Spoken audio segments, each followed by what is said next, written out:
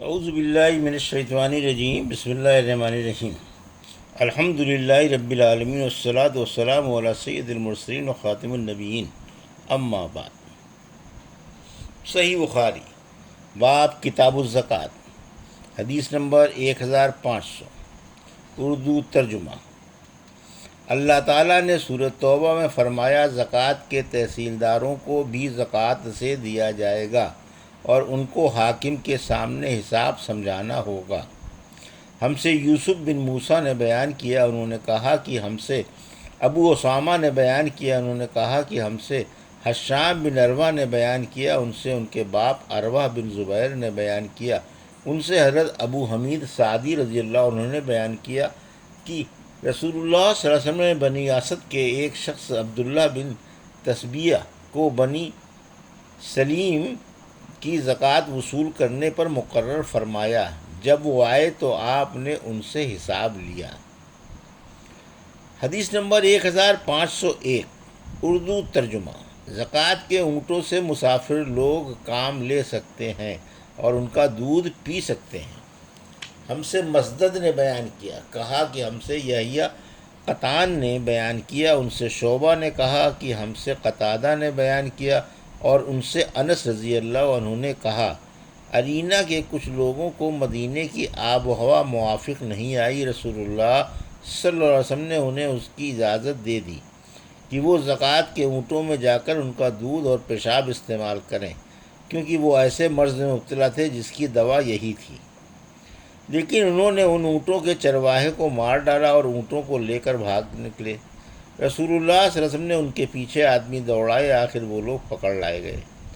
حضور صلی اللہ علیہ وسلم نے ان کے ہاتھ اور پاؤں کٹوا دیے اور ان کی آنکھوں میں گرم سلائیاں پھروا دی، پھر انہیں دھوپ میں ڈلوا دیا، جس کی شدت کی وجہ سے وہ پتھر چبانے لگے تھے۔ اس روایت کی مطابقت ابو قلابہ، ثابت اور حمید نے انس رضی اللہ عنہ کے واسطے سے کی ہے۔ حدیث نمبر 1502، زکوٰۃ کے اونٹوں پر حاکم کا اپنے ہاتھ سے داغ دینا۔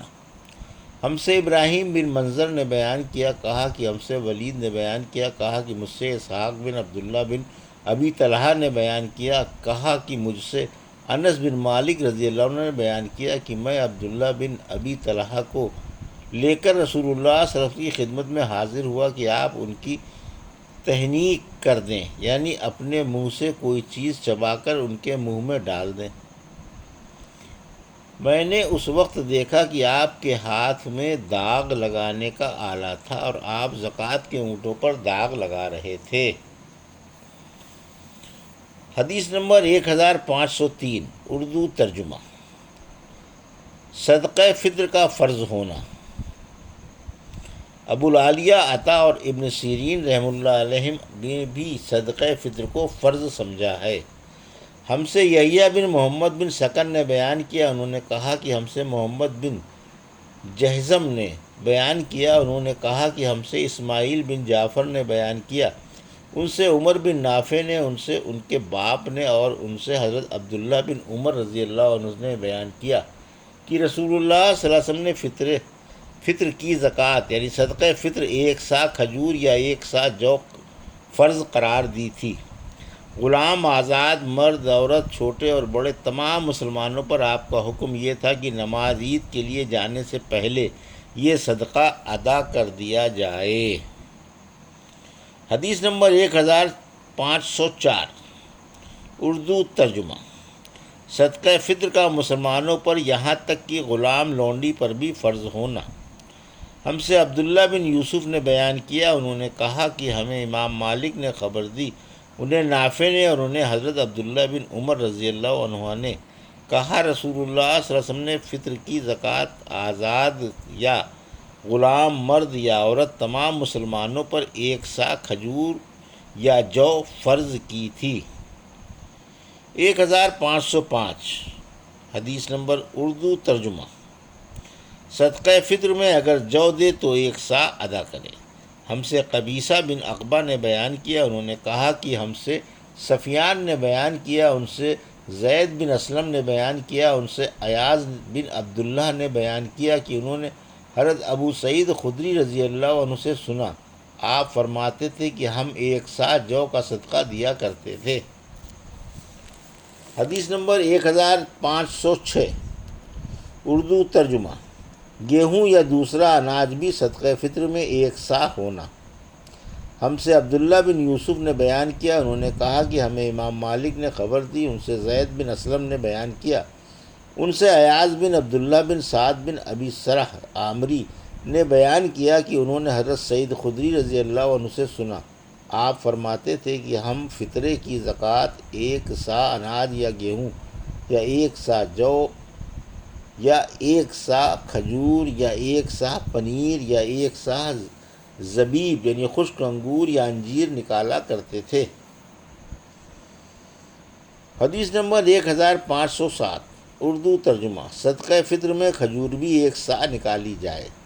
ہم سے احمد بن یونس نے بیان کیا، انہوں نے کہا کہ ہم سے لیث نے نافع کے واسطے سے بیان کیا، ان سے عبداللہ بن عمر رضی اللہ عنہ نے کہ رسول اللہ صلی اللہ علیہ وسلم نے 1 سا کھجور یا 1 سا جو کی زکوٰۃ فطر دینے کا حکم فرمایا تھا۔ عبداللہ بن عمر رضی اللہ عنہ نے بیان کیا کہ پھر لوگوں نے اسی کے برابر 2 مد یعنی آدھا سا گیہوں کر لیا تھا۔ حدیث نمبر 1508، اردو ترجمہ۔ صدقہ فطر میں منقع بھی 1 سا دینا چاہیے۔ ہم سے عبداللہ بن منیر نے بیان کیا، انہوں نے یزید بن ابی حکیم ادنی سے سنا، انہوں نے کہا کہ ہم سے سفیان سوری نے بیان کیا، ان سے زید بن اسلم نے بیان کیا، انہوں نے کہا کہ مجھ سے ایاز بن عبداللہ بن سعد بن ابی سرح نے بیان کیا، اور ان سے ابو سعید خدری رضی اللہ عنہ نے بیان کیا کہ نبی کریم صلی اللہ علیہ وسلم کے زمانے میں صدقہ فطر 1 سا گیہوں یا 1 سا کھجور یا 1 سا جو یا 1 سا زبیب یعنی خشک انگور یا خشک انجیر نکالتے تھے۔ پھر جب معاویہ رضی اللہ عنہ مدینے میں آئے اور گیہوں کی آمدنی ہوئی تو کہنے لگے، میں سمجھتا ہوں اس کا 1 مد دوسرے اناج کے 2 مد کے برابر ہے۔ حدیث نمبر 1509، صدقہ فطر نماز عید سے پہلے ادا کرنا۔ اردو ترجمہ۔ ہم سے آدم بن ابی ایاز نے بیان کیا، انہوں نے کہا ہم سے حفص بن میسرہ نے بیان کیا، انہوں نے کہا کہ مجھ سے موسیٰ بن عقبہ نے بیان کیا، ان سے نافع نے اور ان سے عبداللہ بن عمر رضی اللہ عنہ نے کہا، نبی کریم صلی اللہ علیہ وسلم نے صدقہ فطر نماز عید کے لیے جانے سے پہلے نکالنے کا حکم دیا تھا۔ حدیث نمبر 1510، اردو ترجمہ۔ ہم سے معاذ بن فضالہ نے بیان کیا، انہوں نے کہا کہ ہم سے ابو عمر حفص بن میسرہ نے بیان کیا، ان سے زید بن اسلم نے بیان کیا، ان سے ایاز بن عبداللہ بن سعد نے، ان سے ابو سعید خدری رضی اللہ عنہ نے بیان کیا کہ ہم نبی کریم صلی اللہ علیہ وسلم کے زمانے میں عید الفطر کے دن کھانے کے غلے سے 1 سا نکالتے تھے۔ ابو سعید رضی اللہ عنہ نے بیان کیا کہ ہمارا کھانا ان دنوں جو، زبیب، پنیر اور کھجور تھا۔ حدیث نمبر 1511، صدقہ فطر آزاد اور غلام پر واجب ہونا۔ اور زہری نے کہا، جو غلام لونڈی سوداگری کا مال ہوں تو ان کی سالانہ زکوٰۃ بھی دی جائے گی اور ان کی طرف سے صدقہ فطر بھی ادا کیا جائے گا۔ ہم سے ابو نعمان نے بیان کیا، انہوں نے کہا کہ ہم سے حماد بن زید نے بیان کیا، انہوں نے کہا کہ ہم سے ایوب نے بیان کیا، ان سے نافع نے بیان کیا اور ان سے حضرت عبداللہ بن عمر رضی اللہ عنہ نے کہ نبی کریم صلی اللہ علیہ وسلم نے صدقہ فطر یا یہ کہا کہ صدقہ رمضان مرد عورت آزاد اور غلام سب پر 1 سا کھجور یا 1 سا جو فرض قرار دیا تھا۔ پھر لوگوں نے آدھا سا گیہوں اس کے برابر قرار دے لیا، لیکن ابن عمر رضی اللہ عنہ کھجور دیا کرتے تھے۔ ایک مرتبہ مدینے میں کھجور کا قحط پڑا تو آپ نے جو صدقے میں نکالا، ابن عمر رضی اللہ عنہ چھوٹے بڑے سب کی طرف سے یہاں تک کہ میرے بیٹوں کی طرف سے بھی صدقہ فطر نکالتے تھے۔ ابن عمر رضی اللہ عنہ صدقہ فطر ہر فقیر کو جو اسے قبول کرتا دے دیا کرتے تھے، اور لوگ صدقہ فطر 1 یا 2 دن پہلے ہی دے دیا کرتے تھے۔ امام بخاری رحمۃ اللہ علیہ نے کہا، میرے بیٹوں سے نافع کے بیٹے مراد ہیں۔ امام بخاری نے کہا وہ عید سے پہلے جو صدقہ دیتے تھے وہ تو اکٹھا ہونے کے لیے نہ فقیروں کے لیے، پھر وہ جمع کر کے فقراء میں تقسیم کر دیا جاتا۔ حدیث نمبر 1512، صدقہ فطر بڑوں اور چھوٹوں سب پر واجب ہے۔ اور ابو عمرو نے بیان کیا کہ عمر، علی ابن عمر، جابر، عائشہ، طاؤس، عطا اور ابن سیرین رحم اللہ کا خیال یہ تھا کہ یتیم کے مال سے بھی زکوٰۃ دی جائے گی، اور زہری دیوانے کے مال سے زکوٰۃ نکالنے کے قائل تھے۔ ہم سے مسدد نے بیان کیا، انہوں نے کہا کہ ہم سے یحییٰ قطان نے عبید اللہ عمری کے واسطے سے بیان کیا، انہوں نے کہا کہ مجھ سے نافع نے بیان کیا کہ حضرت عبداللہ بن عمر رضی اللہ عنہ نے فرمایا کہ رسول اللہ صلی اللہ علیہ وسلم نے 1 سا جو یا 1 سا کھجور کا صدقہ فطر چھوٹے بڑے، آزاد اور غلام سب پر فرض قرار دیا۔ یہ تھی صحیح بخاری باب کتاب الزکوٰۃ کی حدیث نمبر 1500 سے 1512 کا اردو ترجمہ جو ابھی آپ نے سماعت فرمایا۔ اللہ سے دعا ہے کہ اللہ ہمیں ان حدیثوں کی صحیح سمجھ عطا فرما اور ان پر عمل کرنے کی توفیق عطا فرما، آمین یا رب العالمین۔